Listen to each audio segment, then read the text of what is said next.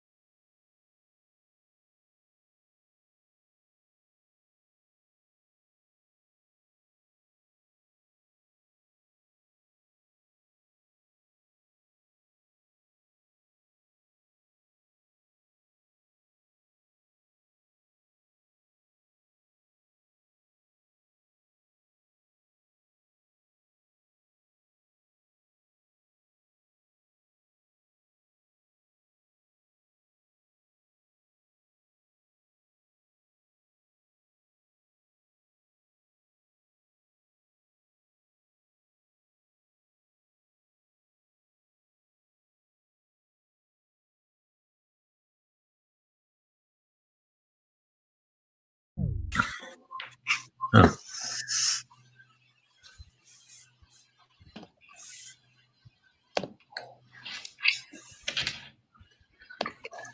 Hello, everybody.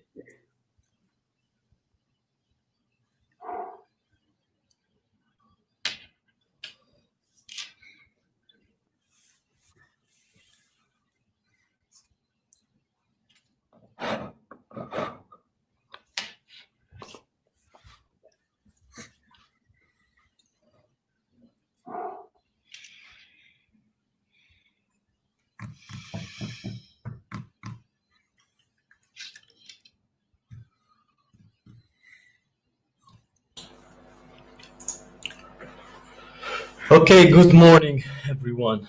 We are now live with the third edition of European Gaming Congress, which was supposed to be held in Athens this year. However, due to you know who, we needed to switch to virtual edition. So, nevertheless, it's also an amazing opportunity to be connected with awesome experts of the industry. Such as the moderator of the first panel discussion, who we have here with us, Joseph Borg. Joseph, I would like to ask you to unmute your microphone. I think you're muted now. Okay. Okay, let's see. Let's wait till Joe resolves its connection. I did unmute it. It's awesome to start a conference with technical difficulties, but such things happen during these type of conferences anyway. Joe, can you unmute your microphone, please? It is not muted.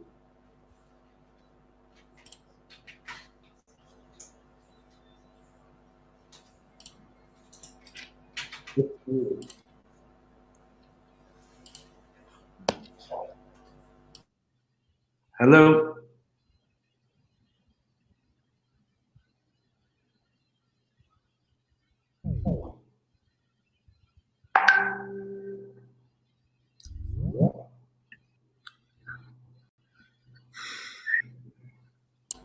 Okay, it seems that I had the technical issue. Okay, so anybody else who's encountering this type of issue, just refresh their page. So Joe, I would like to ask you to start because you know how it gets with this technical stuff. Yes, but we'll make it as well. So, good morning, everyone. It's a pleasure to be here. Obviously, it would have been a bigger pleasure to be. I think we have Domenico who still has a problem, it seems. So, Domenico, if you could refresh the page, you will be able to. And we're not seeing Panayotis. Panayotis, can you turn on your camera, please?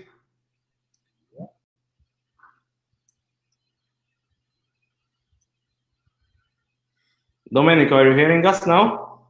Yes. Perfect, perfect. Good morning, everybody. Cannot hear us. Can you refresh?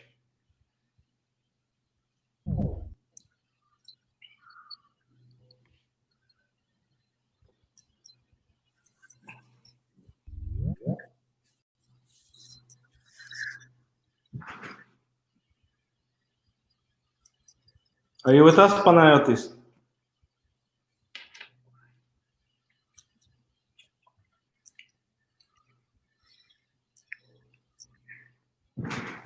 I think he has the microphone on. I think Panayotis is on mute, right? Yes.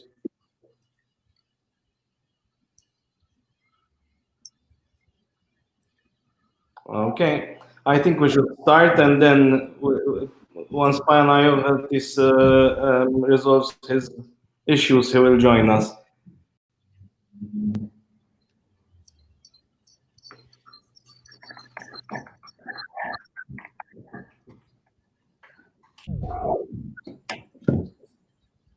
Okay, so let's start. My first question is for Yannicka. So we'll give time to Panagiotis to join us. So Monica, like many other top-tier regulators around Europe, over the past couple of years, the MGA has really upped its efforts in terms of enforcement, in terms of compliance checks and reviews. How important is it for a regulator to find the right balance between being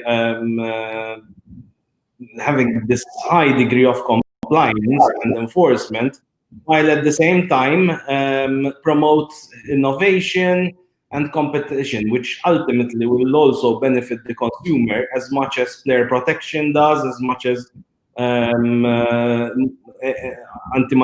combating money laundering does, and so on and so forth. So I would like to hear your views. Good morning, Joe, and good morning, fellow panelists. Thank you for the invitation. Very happy to be here, although, of course, it would always be better if we could meet in person. Okay, so to start off with your question, I would say that the two, that is innovation and compliance, do not actually run counter to each other, because exactly as you said, they would benefit the consumer just as much as other areas would. And the truth is that innovation needs to be harnessed in order for a regulated market to function properly. That is in my view, and also in the view of the MGA, because as we've seen, the MGA has always done its best to harness innovation in this way. And I would say that this is the case for two reasons. First of all, attractiveness. So if a product is innovative and is developed technologically further, then it is more attractive. And technological developments and innovation are not unique to the regulated markets, so they are available for all the industry, whether it's regulated or unregulated.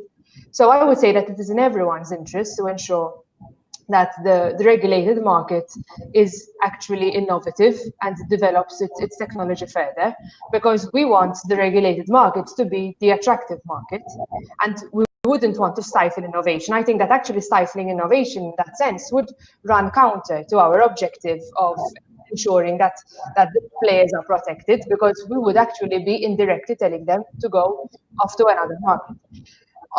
Also, however, on that note, and this is the second point why I think that innovation is so important, is innovation across the board within a gaming operation. So not just innovation when it comes to making the game development more attractive and to making your marketing more attractive, but also making your compliance better, making sure that actually the game is safer, that players are in a better position to be protected, that there is technology that is able to filter out players who are at risk of developing a problem, risk when it comes to money laundering. So that is also innovation and technology. It is not just when we think about a product being nicer, being sexier, but also being safer. And I think that is why innovation is so important. But it is important that when we speak about innovation, we see these two factors of it. Okay, but I wanted to ask this question to Panagiotis, but he's not with us any longer. So maybe I could ask Vasilis and Domenico to fill in, even though Domenico is not really a B2C operator, they are more of a B2B operator, Altenar. But how is this increased attention from regulators affecting you as an operator? What is your take? So I understand Yannika's point of view. However, let's face it, I think we, seeing it objectively, I think there are some regulators that are going too far, maybe, in terms of their enforcement and in terms of their requirements, especially in terms of player protection, in the sense that now they are expecting operators to follow their players and try to ensure to pick up any form of sign of compulsive gambling. Is that going too far? And then I have a question to all of you also in relation to the AML obligations that are becoming always more difficult to comply with. But let's start with player protection at this stage. Okay, yeah, I can give you some feedback from our country, Greece here, where you know that we were regulated for 9 years with temporary licenses. Amazing, but true. In August of 2011, the government has decided to give temporary license to internet operators for gambling. And it was, they called them temporary licenses to give some time to the regulator to create the new legal framework for online betting. Finally, what happened is that we stayed 9 years with these temporary licenses, and only this August, 2 months ago, we managed to get the final regulation that really creates a good framework for doing business in Greece, and knowing that you are doing a correct job, you are declaring all the betting and gambling you are enjoying from the Greek market, and that your competition is keen and correct.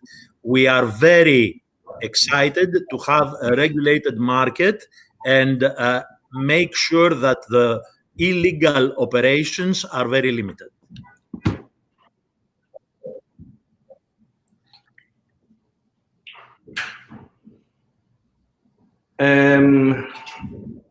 Okay, what is your take, Domenico?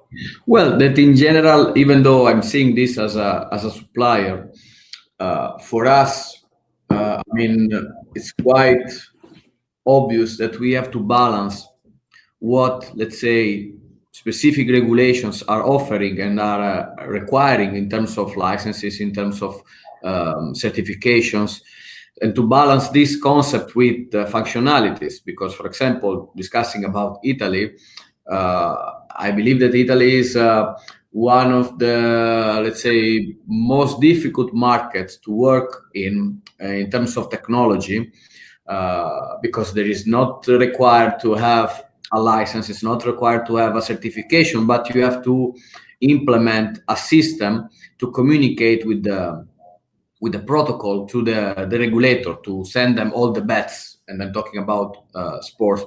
So, but on the other side, it's limited options that you can have in terms of functionalities, because I cannot offer cash out there. Cash out is not allowed in Italy.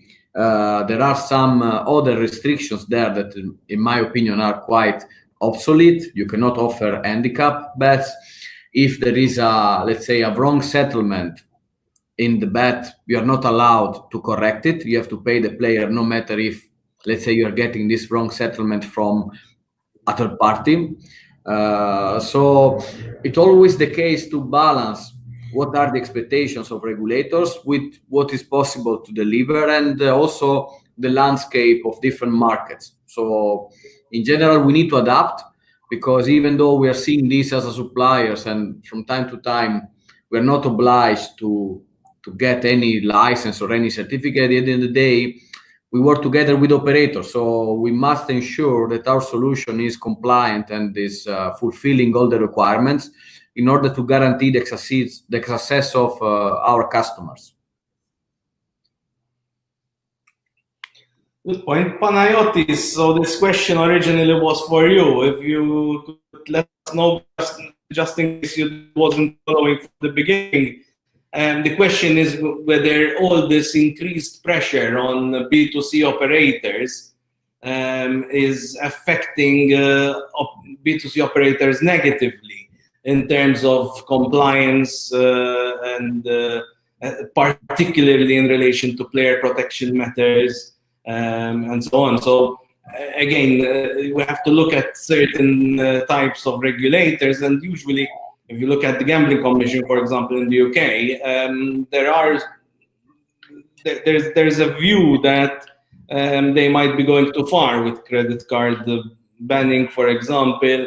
And the thing is that usually what the UKGC or what the Maltese Gaming Authority do is then followed by other regulators around Europe. So they are sort of setting the example, and what is happening there will eventually also possibly happen in other jurisdictions as well. So what is your general view on this? You're on mute, Panayotis. Okay. Sorry about that. So from a compliance perspective, it's not very hard to comply. And I have to tell you that the requirements are similar in the main countries. Of course, you need to develop your internal audit capabilities, so you find non-conformities before a regulator does. And you really need to control changes, because sometimes you do everything by the book, but there's a change in the system or in the processes, and that may cause a non-conformity. For me, as heading a compliance function, the most difficult moment is when, in order to implement all those requirements that the regulators enforce, is when a business manager comes to me and says, yes, but what you are asking me for is not done by our competition, so that will lead us into losing customers. And this is a problem. So you have some regulators, like the Greek regulator, that has really done a beautiful work blocking the offshore. So anything that they request, it is done by everybody. So I don't have the business managers, complaining. But you have other jurisdictions where the enforcement is only on the licensed operators and not on the offshores. So there you lose edge. To give you an example, every extra field in a registration form is about 5% loss of new customers. So there it is harder. So we are all for strong enforcement, especially around responsible gaming, and especially around AML, but I believe that these requirements should be enforced to everybody offering services in a country, and not only on the licensed operators. I'm intrigued, Panagiotis. How did the Greek regulator manage to really block offshore sites? Are you sure about that? Of course, if somebody uses a VPN, there's a few things you can do, little things. But they controlled the payment providers very well. So if you are a payment provider in Greece, offering services to somebody who's an offshore company, you are in big trouble. And also they religiously update the blacklist of offshore companies. So I can say that, of course, that there are ways to bypass it, if you use technology. But in general, in Greece, we don't have many offshores operating. Okay. Oh, that's interesting, because obviously a regulatory framework will be successful only if the operators that are licensed there have benefits over operators that don't. So certainly that is quite... Exactly. And to give you an example, just to give you an example, in Greece, under the new framework, they operate according to the regulations and the limitations on the product under which the licensed operators operate. Okay, interesting. So I'm going to Domenico now, and would like to say something about this, Domenico, because I have a different question for you. Yeah, well, I just want to... if you would like to comment about this first. Yes, I would like to comment on this, putting on the table the example of Italy again. because exactly what they're doing is the opposite of what we have described here. Because, for example, licensed operators cannot advertise their brand in any way, while there are offshore operators that are sending, let's say, letters, that are sending communication, that they even have the chance to advertise their brands. Italian operators, licensed ones, they cannot use many functionalities like the ones that I mentioned before, for example, the cash out or some bonus functionalities that are strongly used by offshore operators. So this is what we discussed since the beginning. I mean, it's important to balance.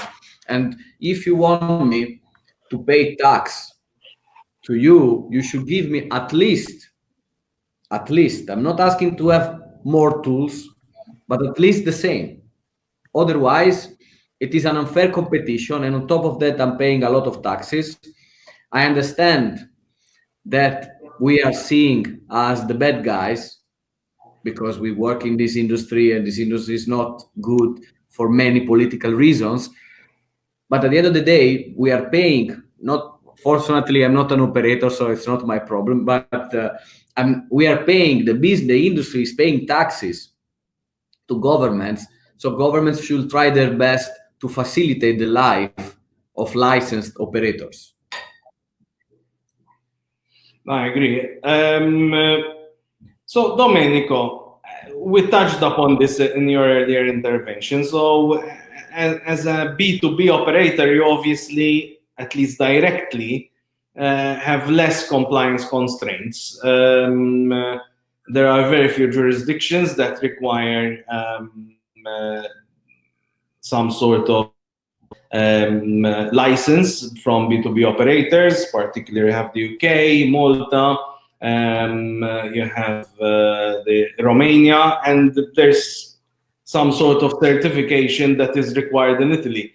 So I would like you to tell us, first of all, the peculiarity or the particularity, if you prefer, of the Italian system in terms of how B2Bs can operate in Italy. So I would like you to touch upon that. And yes, at the same time, I would like to also have your take about the indirect pressure. You already mentioned it in your first intervention, of B2Bs in order to comply with the very strict and complex regulatory frameworks that are that we're seeing nowadays.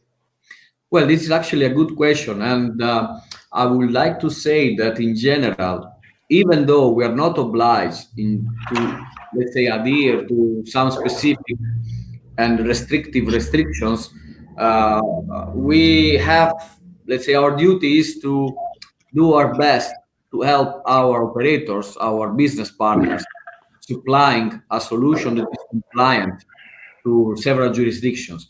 In our case, we already have the UKGC license, we got the MGA license, we work already in Italy.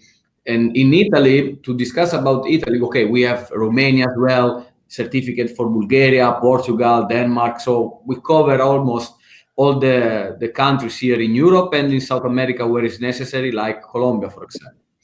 Talking about Italy, the biggest challenge is the protocol that you need to use to communicate with the regulator, because he's using an old technology. It's a UDP protocol for people that might be interested in technology, which is very peculiar. Why?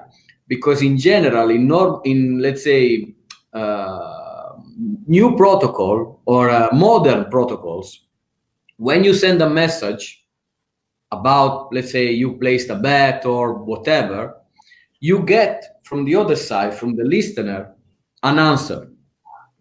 With UDP, you send the request, but you don't know if you get the answer.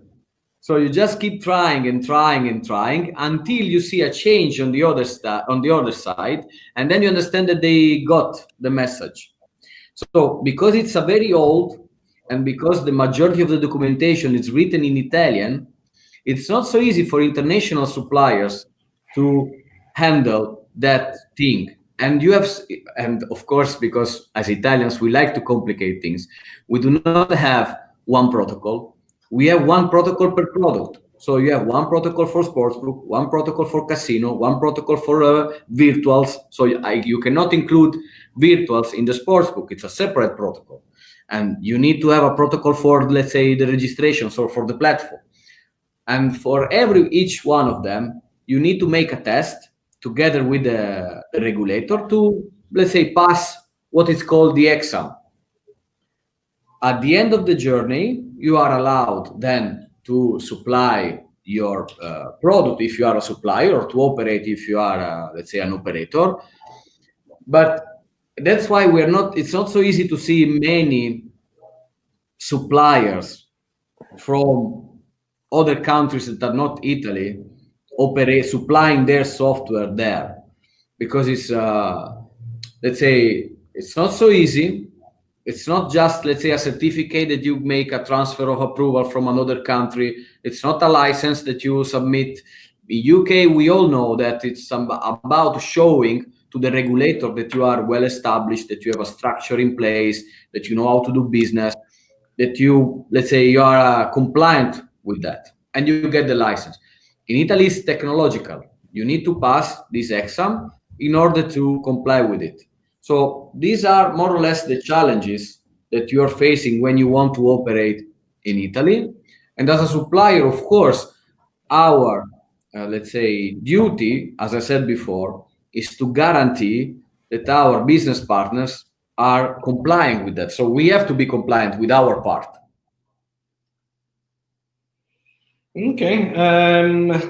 So Vasilis, you mentioned the Greek situation earlier, and I'd be very interested to hear about that from you and Panayotis in more detail. So I remember when nine years ago, there was this new provision in the law whereby existing European licensed operators could continue operate in Greece under transitory provisions as long as they pay back the tax for the previous 5 years, I believe, something of the sort. So we had a situation, a number of operators, I believe 29, 30, something like that, managed to continue operating under this transitory provision. And now, finally, it seems there is light at the end of the tunnel, and you are going to have your own regulatory framework. Can you tell us more about that? And then I'd like Vasilis to delve in a bit more detail on fantasy sports, because I know that Vasilis runs a fantasy sports operation. But we'll get to that later. Let's start by discussing the new Greek regulatory framework. Where are we with it? If it's in place already, or when it will be actually in place, and also what are the particularities of it? Panayotis, do you want to start, or should I start? Whatever you like. It's up to you. I gave you some details before. There were 24 temporary licenses for 9 years, and finally, right now, we have a new regulation. We have a new law that was completed with regulations and technical specifications on the 4th of August of this year, which means that right now we have all the previous operators that were temporarily licensed applying for a permanent license, and we will have new applications from new operators applying under the new law with no restriction whatsoever in the number of licenses that will be awarded and the time frame. So it's an open licensed procedure. An expensive one, I must point out, because to give you an idea on how expensive it is, it's 3 million euros for the sports betting part, 2 million euros for the casino part, for 7 years, and this must be added to a 10,000 euro fee to apply,